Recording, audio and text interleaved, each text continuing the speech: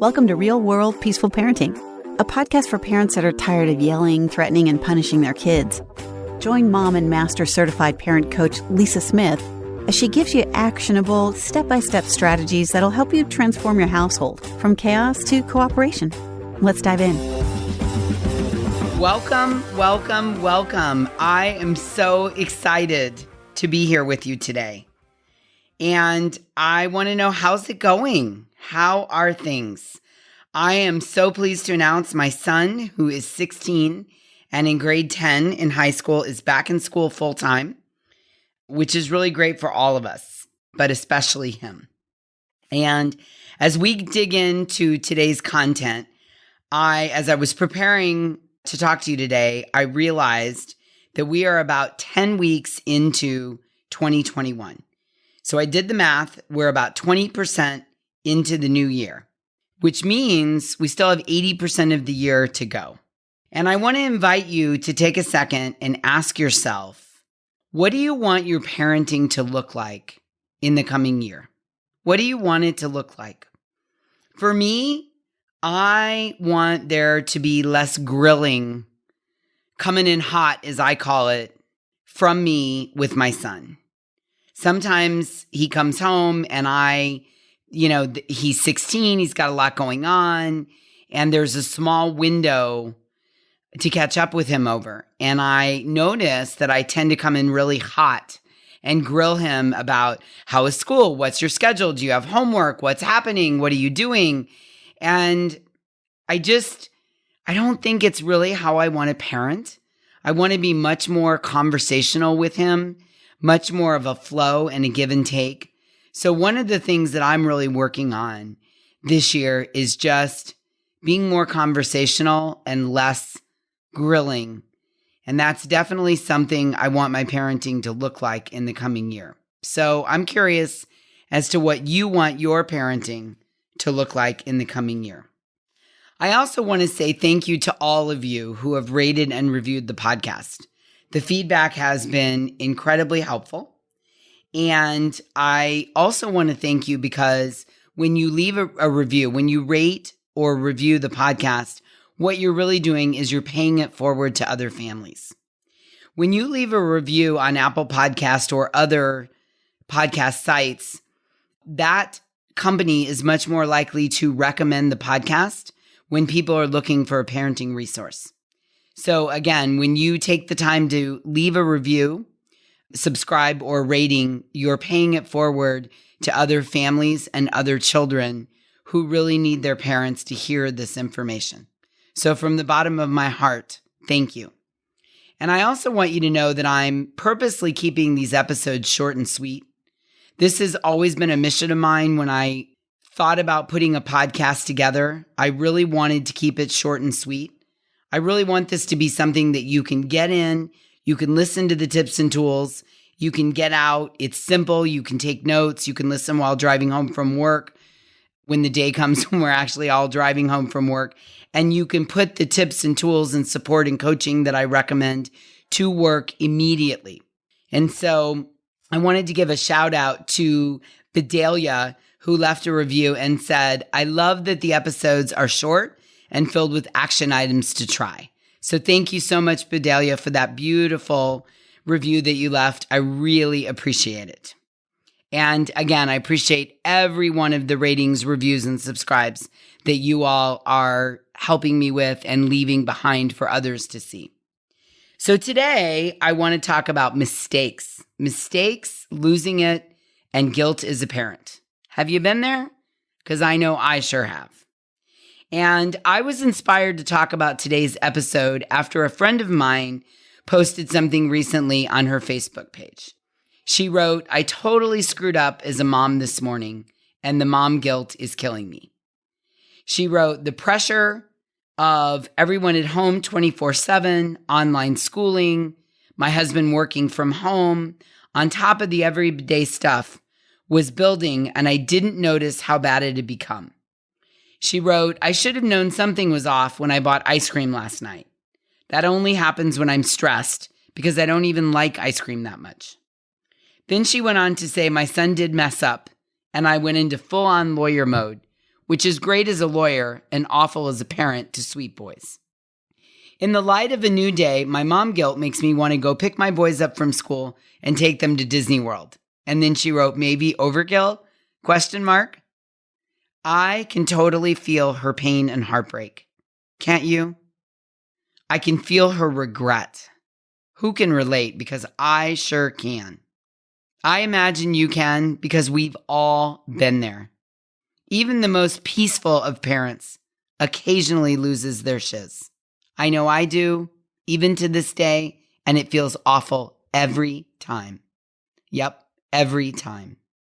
Let me add as a side note, it's not good for your child to have perfect parents or for them to think you're a perfect parent, because then they never get a chance to see you modeling forgiveness and repair and mistakes and accountability.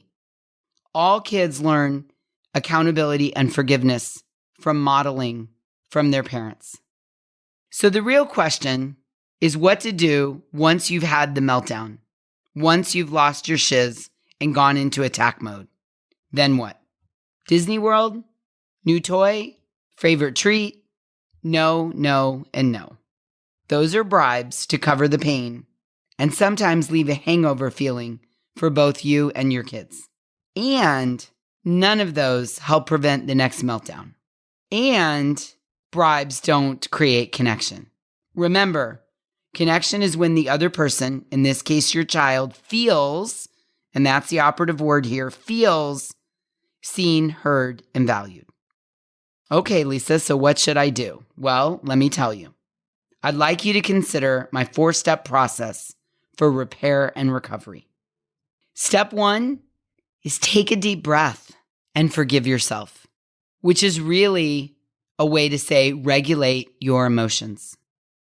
Really forgive yourself by having empathy and compassion for yourself and this hard job that is parenting.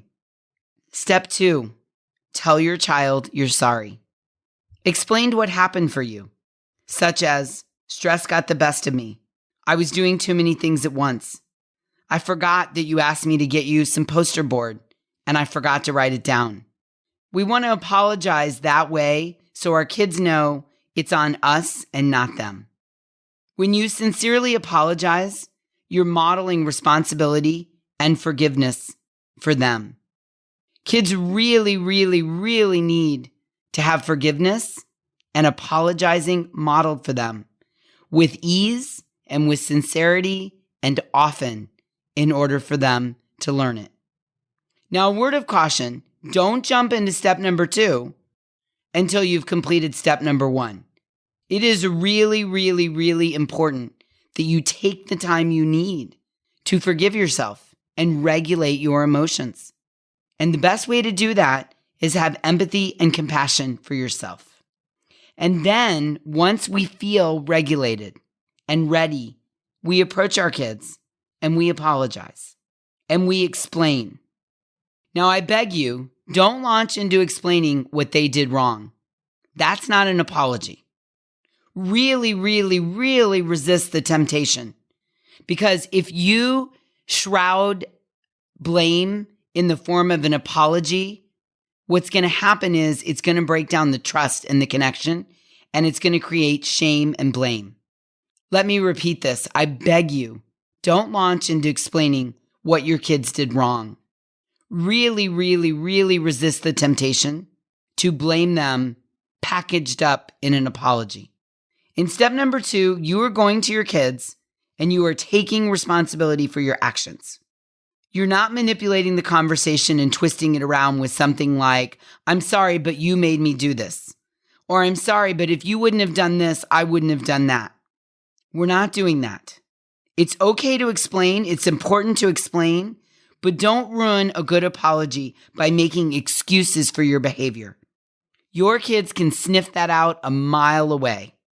And then you're modeling that for them instead of taking accountability, responsibility, and sincerely apologizing for your part. I also don't want you to apologize as a way of justifying your actions. I had such a hard day. Everything at work went wrong. And then you were having a hard time settling down, and I got frustrated. I was at the end of my rope, so I yelled at you. I know I shouldn't yell, but you need to listen when I tell you to settle down. See, that's apologizing, but justifying your actions in the apology. We don't want to do that. Let me read that apology again so you can catch the subtle justification. I had a hard day and everything at work went wrong. And then you were having a hard time settling down, and I got frustrated. I was at the end of my rope, so I yelled at you. I know I shouldn't yell, but you need to listen when I tell you to settle down. I like to say there should never be a but in an apology ever. Ever. Ever. I'm sorry can be a complete sentence. And please never apologize expecting or trying to motivate your kids to apologize. I'm sorry I yelled at you, and now I need you to apologize you didn't settle down. That's not how apologies work. That's not us getting rid of the parent guilt, and it's definitely not us showing our kids how to take responsibility for their actions. If you want to address their actions, you do it at a different time in a separate conversation. Right back to the example above. Later, you might say, hey, I noticed that you're having some trouble settling down when I pick you up after school each day or right before bedtime. Can we talk about a plan or something we can try to help you settle down? Right? That's a separate conversation. Step number 2 is you're just apologizing to your kids for what your actions were. You're taking responsibility and you're just apologizing with ease and grace and showing them what that looks like. And then step number 3 is you let your kids know what you will try to do better next time.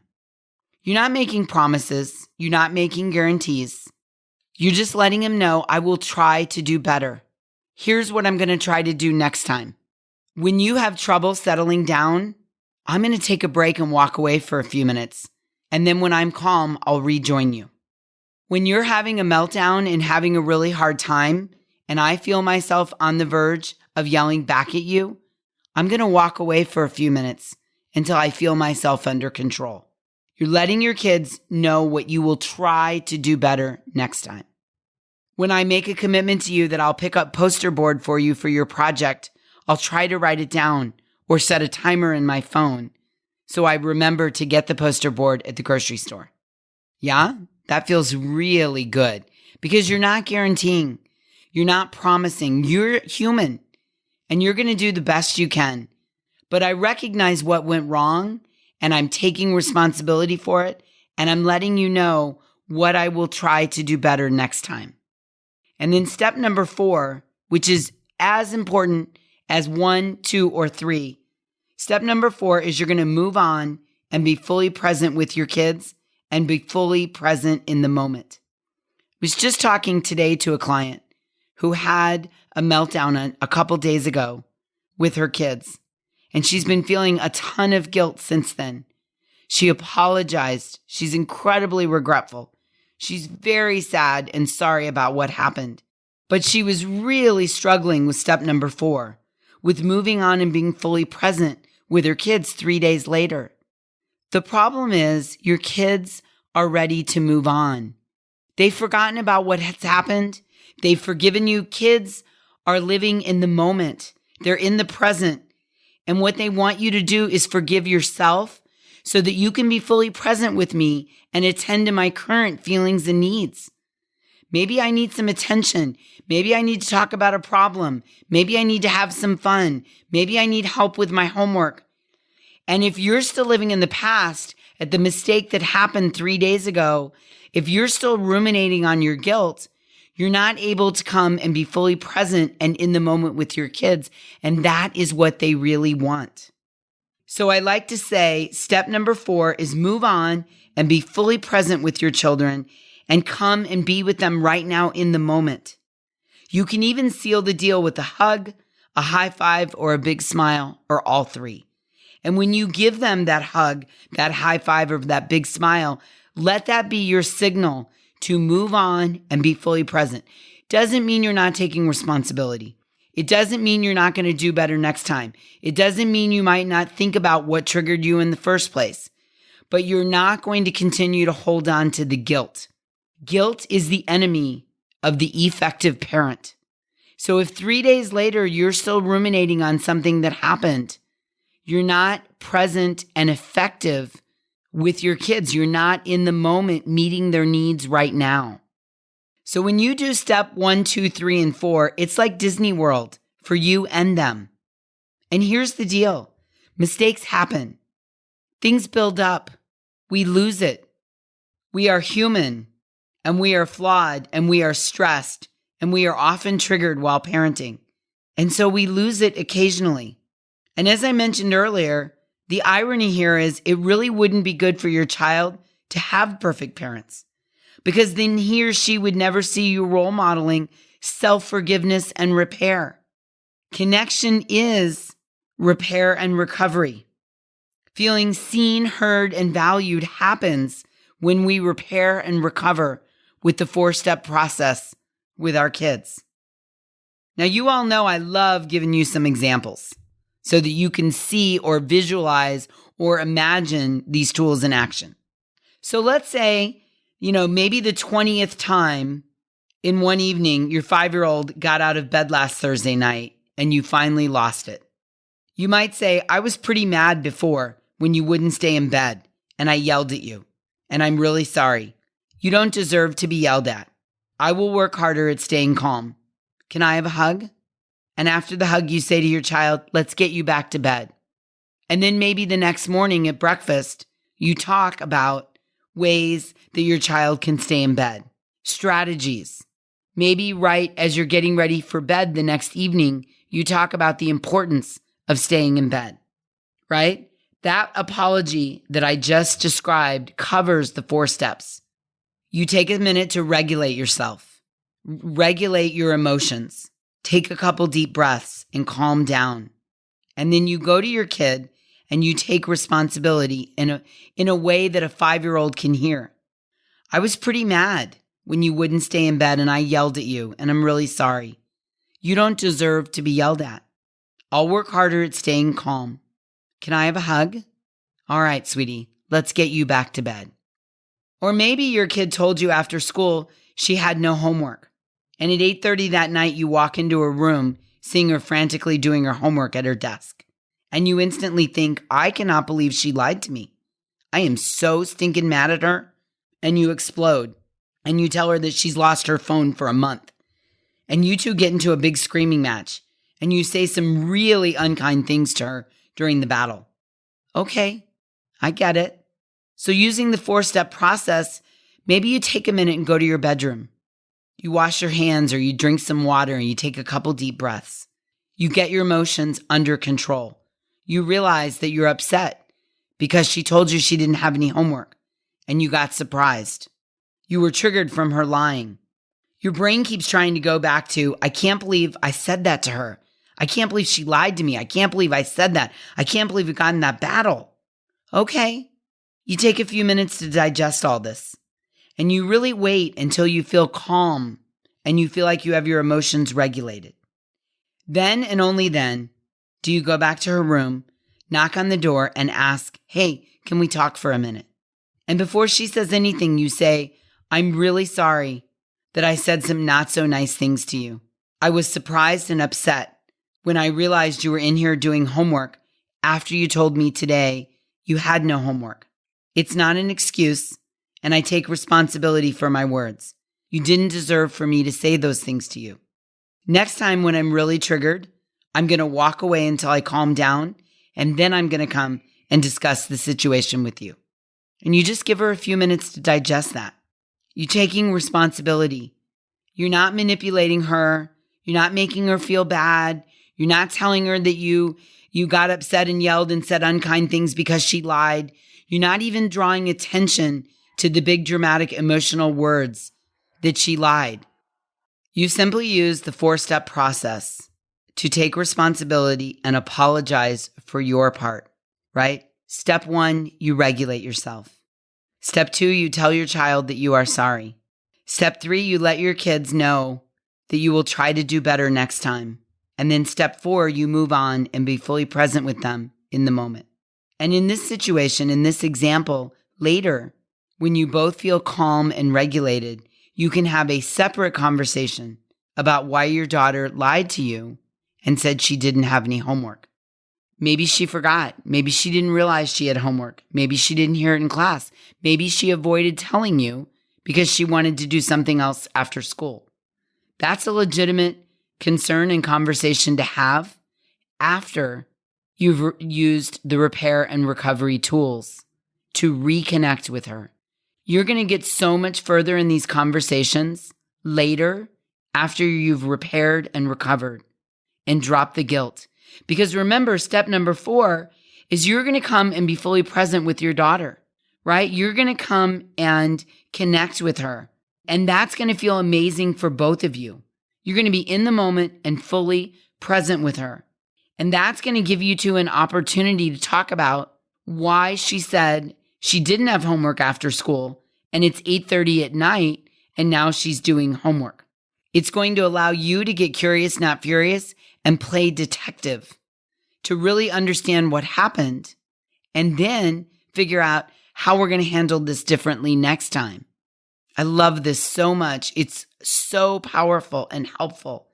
And it's such a great way to eliminate the parent guilt when we have that occasional time that we have a meltdown or lose our shiz. Using the 4-step process teaches our kids so many valuable lessons. It teaches them accountability. It teaches them how to gracefully recover from mistakes. It teaches them forgiveness. It teaches them to take responsibility. It teaches them how to brainstorm on doing better next time, and it teaches them communication skills. So the next time you lose it, and we all know we will, and the parent guilt mounts, try the 4-step repair and recovery process. It will feel like you've both taken a trip to Disney World. I promise. Until next time, I'm wishing us all peaceful parenting. To celebrate the launch of the Real World Peaceful Parenting podcast, I'm going to be giving away a $50 gift card to one of my many Peaceful Parent courses. I'm going to be giving away one gift card to 10 lucky listeners who subscribe, rate, and review the show on Apple Podcasts. It doesn't have to be a 5-star review, although I sure hope you love the show. I want your honest feedback so I can create an awesome show that provides tons of value. Visit www.thepeacefulparent.com/podcast launch to learn more about the contest and how to enter. That's www.thepeacefulparent.com/podcast launch. I'll be announcing the winners on the show in an upcoming episode, so stay tuned. Thanks for listening to Real World Peaceful Parenting. If you want more info on how you can transform your parenting, visit thepeacefulparent.com. See you soon.